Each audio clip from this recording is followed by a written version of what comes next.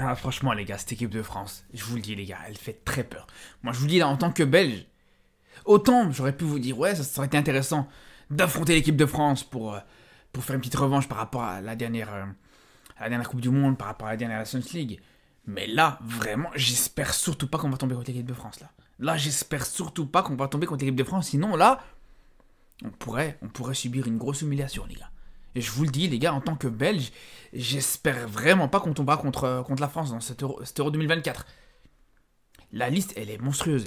Elle est monstrueuse. Déjà qu'elle est monstrueuse, mais en plus de ça, si Deschamps te fait des meilleurs choix, ça aurait pu être encore pire. Mais même sans ça, les gars, même sans ça, c'est une liste de malades mentales, les gars. Je pense que vraiment, on a clairement la meilleure équipe de la compétition.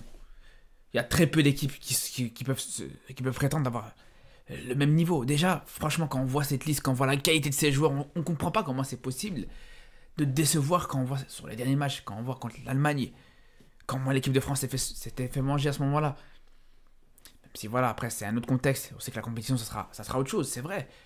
Mais moi je me rappelle le match contre l'Allemagne, les gars, moi je me dis, bien sûr que l'Allemagne aussi a de la qualité. La France avec cette équipe, pour moi, elle peut se faire inquiéter par quasiment personne. Et même à la limite, si tu perds des matchs, tu les perds de manière assez serrée, avec un scénario qui peut aller.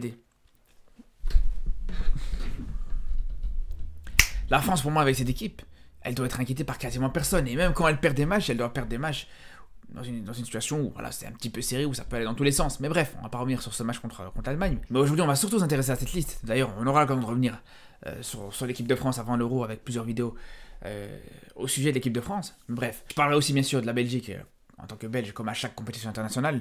Mais bon, pour commencer avec cette liste de l'équipe de France. Alors déjà, rien qu'au niveau des gardiens, on est clairement sur du lourd. Entre Maignan et Brice Samba, vraiment, t'as deux très bons gardiens, deux très gros gardiens là, à ce niveau-là. Pour moi, là, je pense que vraiment, l'équipe de France gagne au change. Entre la Coupe du Monde 2022 et cet Euro 2024, en termes de gardiens, pour moi, t'es un cran au-dessus. Je suis désolé, t'es un cran au-dessus. Que ce soit Brice Samba déjà et Mike Maignan, c'est deux gardiens qui sont des références en termes de pénalty. En termes de pénalty arrêté, c'est deux gardiens qui s'en sortent très bien. Même si pour Maignan, c'est un petit peu plus compliqué cette saison. Mais on sait que c'est un exercice dans lequel il est beaucoup plus à l'aise, ou même les deux, qui sont beaucoup plus à l'aise qu'Hugo Lloris. Et pour des compétitions internationales comme l'Euro, on le sait très bien. Et je pense que l'équipe de France, et les joueurs de l'équipe de France le savent encore plus. Après, pour ce qui est de la défense, c'est un petit peu paradoxal parce que autant en défense centrale, c'est une défense centrale qui est stratosphérique. Pour moi, l'une des meilleures défenses centrales de la compétition.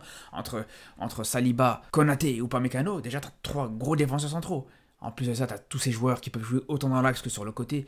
Entre les Koundé, les Théo Hernandez, bref, tous ces joueurs-là. Franchement, t'es très bien fourni. Au niveau de l'axe central, t'es tranquille à ce niveau-là. Vraiment, t'es tranquille à ce niveau-là. Par contre, pour ce qui est des côtés, pour ce qui est des latéraux, là, c'est plus difficile. À la limite, à gauche, pas de problème. Entre Théo qui peut jouer à gauche et Fernand Mendy, tranquille, aucun souci. Par contre, à droite, là, c'est incompréhensible. Franchement, c'est incompréhensible. Quand tu as un latéral droit comme Malo Gusto, qui est vraiment intéressant, qui a un profil vraiment dynamique, latéral moderne, etc., et que tu te prives de ça pour prendre, encore une fois, Pavard, pour prendre Jonathan Klaus, honnêtement, moi je comprends pas. Et je peux vous dire d'ailleurs, en tant que supporter du Barça, Koundé, il peut jouer à ce poste-là, il dépanne très bien à ce poste, mais c'est pas une valeur sûre. Il peut faire des très bons matchs, il peut être très bon, etc. Quand il y a une double couverture, quand il y a son central qui vient l'aider, comme avec le Barça, quand il fait cette double couverture souvent avec Araujo, il peut être très bon à ce niveau-là. Mais attention, parce que Koundé, on s'en rappelle par exemple rien que sur le match retour contre le PSG, Barcola il s'est amusé face à Koundé. Barcola il s'est énormément amusé. Donc c'est là où je vous dis personnellement, Koundé, il peut te sortir des très gros matchs, mais je vous dis, c'est pas une valeur sûre du tout. Et si tu tombes contre un ailier un minimum dynamique, un minimum percutant et tout ça, ça peut facilement le mettre en difficulté. C'est un joueur en plus, il peut vite se faire prendre dans son dos. Donc voilà, vraiment, pour moi, je pense qu'on est sur la faiblesse de cette équipe de France. S'il doit bien avoir une faiblesse, c'est ce côté droit. Ce côté droit qui pose problème en plus depuis plusieurs années. Et même, je me rappelle, à l'Euro 2021, si on s'en rappelle très bien, Pavard a posé énormément de problèmes contre la Suisse dans le match qui élimine l'équipe de France. Sinon, au milieu de terrain, c'est là encore une fois où je n'arrive pas à comprendre Didier Deschamps. Parce que franchement, on est pas mal. C'est pas un mauvais milieu de terrain.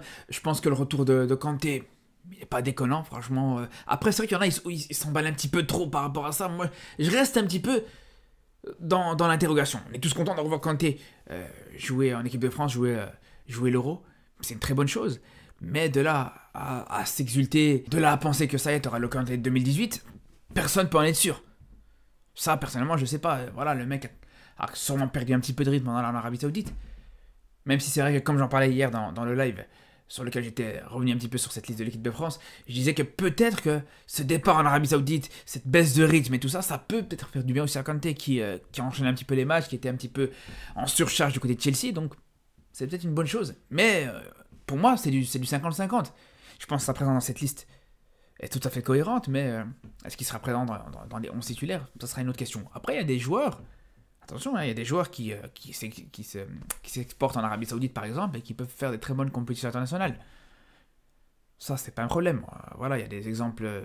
Le premier exemple qui me vient par exemple, c'est Vincent Aboubakar. Vincent Aboubakar qui est depuis des années en Arabie Saoudite, mais à chaque fois, c'est une valeur sûre, que ce soit à la CAN ou même en Coupe du Monde.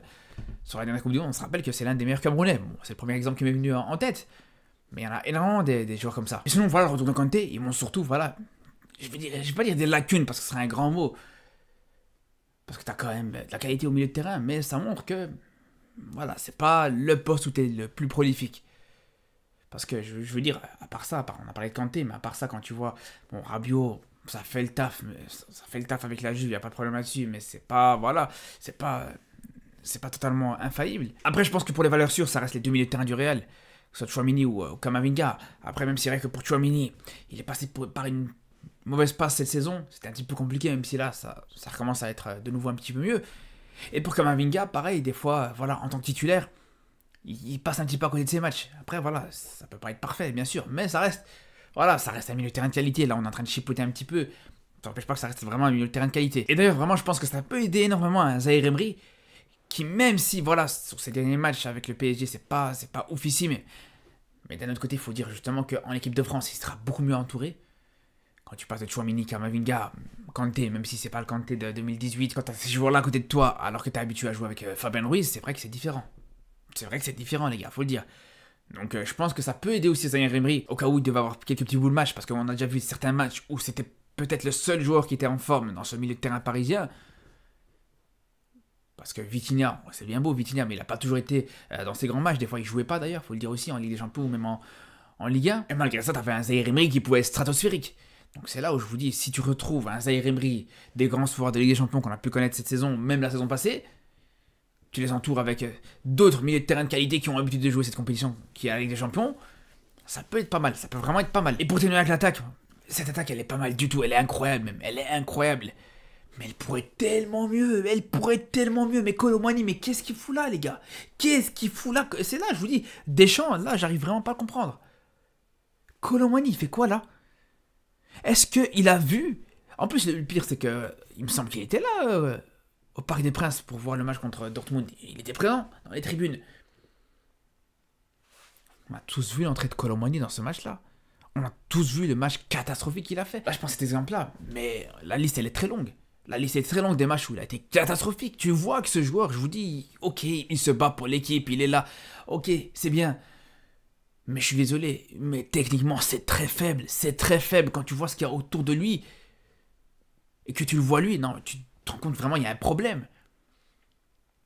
Ce joueur, je vous dis, il est hyper limité. Il a du mal à te faire un contrôle. Je me rappelle son match contre Dortmund, encore une fois, son match retour contre Dortmund. Sa meilleure action, c'était un plaquage contre un défenseur de Dortmund, les gars. À parcourir, il sait rien faire. Tu lui mets un contrôle, il envoie les ballons à 2 mètres. Des passes simples, il n'arrive pas à les faire. Donc voilà, franchement, je comprends pas. Vraiment, je comprends pas. Quand tu sais qu'en plus de ça, t'as des joueurs de qualité, tu prends un Ben Yedder à sa place, juste un Ben Yedder à sa place. T'imagines la différence que tu aurais pu avoir en termes de potentiel dans cette équipe. Au bout d'un moment, je comprends pas ce que Deschamps est là contre un Ben Yedder, les gars. Je suis désolé, je comprends pas, j'arrive pas à comprendre. Ces mecs-là, ils jouent dans le même championnat, les gars. Ils jouent dans le même championnat. Donc il faut arrêter de venir nous inventer n'importe quoi. Donc quand tu parles d'un attaquant, quand tu parles des attaquants et que tu vois qu'ils jouent dans les mêmes championnats, moi je regarde les stats. Je suis désolé, tu peux me dire ce que tu veux, ouais les stats c'est pas important, oh Messi, oh mais ça. Pour un attaquant c'est ce qui compte. On peut me dire ce qu'on veut, pour un attaquant c'est ce qui compte. Et quand tu vois que Ben Yedder c'est quasiment 3 fois plus de buts que Kolo Muani cette saison, faut arrêter de se foutre de nous les gars. Faut arrêter de se foutre de nous. Et là encore je vous parle de Kolo Muani, mais pareil pour Dembélé, je suis désolé les gars, ok. Je le porte pas dans mon cœur, vous le savez très bien, il n'y a pas de problème là-dessus. Mais au-delà de ça, je suis désolé, il a rien à faire dans cette liste. Pour moi, je suis désolé, mais quand tu vois quand tu vois... Là aussi, on va parler statistiques, je suis désolé, bien sûr. Le mec, il marque 3 buts cette saison en Ligue 1. 3 buts cette saison. Alors que dans le même championnat, t'as un Lacazette qui t'en met 17. 17 buts. Et ces joueurs-là, ces joueurs qui jouent à l'OL, qui jouent à Monaco, ils sont pas aussi bien entourés que les joueurs du PSG. Ils sont pas aussi entourés qu'un Dembélé ou qu'un Colomani, il faut le dire les gars, ça aussi c'est important à préciser. Après on me dit ouais mais Lacazette et Dembélé c'est pas le même poste, je suis d'accord, c'est vrai c'est pas le même poste. Mais en vrai ce qui me choque le plus c'est même pas la convocation de Dembélé, parce qu'à la limite voilà, tu vas prendre un joueur de côté, c'est un joueur qui est habitué à l'équipe de France, on sait aussi qu'Mbappé aurait pas été content si son pote il était pas venu avec lui, ok. Mais quand tu sais que t'as le droit à 26 joueurs et que tu prends pas Lacazette alors que... Encore une fois, franchement, moi, la saison que fait Lacazette, je suis pas fan du joueur non plus, hein, Lacazette. Mais la saison qu'il fait, franchement, respect à lui. Respect à lui. Le mec s'est comporté en tant que leader, en tant que bonhomme, Vraiment, quand on voit la saison de l'OL, quand on voit la remontada incroyable, historique qu'ils ont pu faire, moi, je trouve que c'est hyper respectable. Et tu le prends pas. Et franchement, c'est pas vraiment ce genre de joueur que t'as besoin aujourd'hui en équipe de France. Ce genre de joueur avec une mentalité de gagnant. Des joueurs qui peuvent se pousser cette équipe vers le haut. Des joueurs qui peuvent vraiment se comporter en tant que leader, tout simplement. C'est quoi son surnom à Lacazette? C'est pas le commandant, le général, je sais pas quoi. C'est ça que t'as besoin. Moi, je comprends pas. C'est là, je vous dis, je comprends pas. Sa non-présence en équipe de France. Pour moi, c'est vraiment une grosse injustice. Ça va sûrement lui te poser en conférence de presse et tout ça. Et j'ai hâte de voir la réponse encore une fois. Parce que j'ai vraiment l'impression que, voilà, c'est le genre de joueur contre qui il a une dent. Et c'est vraiment dommage parce que tu rajoutes un Ben Yedder à la place de Colomani. Tu rajoutes un Lacazette pour faire le 26e joueur. T'aurais pu avoir une équipe incroyable, les gars. L'équipe, enfin, je veux dire, l'attaque, elle aurait été parfaite presque. Elle aurait été parfaite parce que tout le reste, là, franchement, Giroud, il méritait entièrement sa place. On a bien vu en Ligue des Champions cette saison que, voilà, il était encore présent, il avait encore le sens du but. Thuram, il fait une très bonne saison avec l'Inter, il n'y a absolument rien à dire. Après, voilà, le reste, on ne prévient plus. Coman, Mbappé, Griezmann, voilà, il n'y a rien à dire. Même Barcola. Barcola, aujourd'hui, il a entièrement sa place. Pour moi, c'est entièrement mérité, les gars. Je vous le dis. Quand on voit sur les matchs à l'émission directe, il déçoit jamais. Il déçoit jamais. Hein. Il déçoit jamais. Sur l'ensemble des matchs à l'émission directe, Barcola, c'est haut niveau. Même le match aller contre Dortmund, il a beaucoup été critiqué. Pour moi, c'était pas si catastrophique que ça. C'était pas le pire. Voilà, il y a eu des choses qui ont été tentées de son côté et tout ça. Mais voilà, allez, c'est peut-être le seul match qu'on peut retirer. Mais le match retour contre Dortmund, il fait une entrée qui est pas mauvaise. La double confrontation contre Barcelone, on n'en parle même pas. Contre la Real Sociedad, pareil. Donc voilà, ça montre que c'est un joueur qui peut directement s'adapter à une compétition comme l'Euro. À partir du moment où il sort d'une campagne de Ligue des Champions hyper encourageante, je pense que là, par rapport à l'Euro, ça peut être sur la continuité. Vraiment. Et je crois vraiment qu'il va faire un très bel Euro, Barcola. Ce sera vraiment un joueur à suivre. En tout cas, voilà, je vous dis, on en reparlera de toute façon de l'équipe de France très bientôt, voilà, en prévision de l'Euro dans les prochaines semaines. Donc on se dit à très vite pour une nouvelle vidéo et surtout d'ici là, prenez soin de vous.